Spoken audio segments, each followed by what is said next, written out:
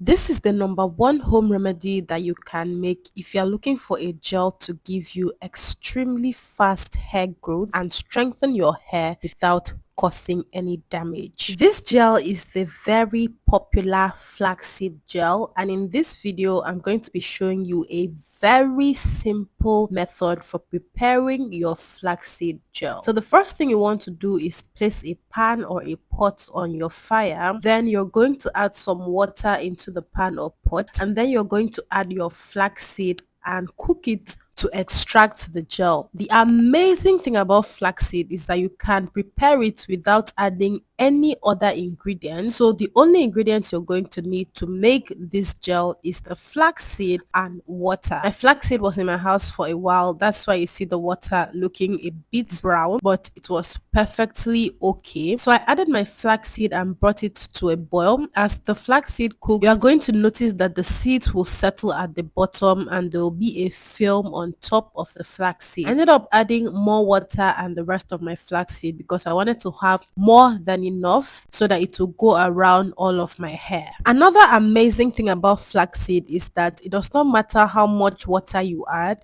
you'll still get a gel out of it. So let me just say I used about 30 to 50 grams of flaxseed and about 1 liter of water to make this gel.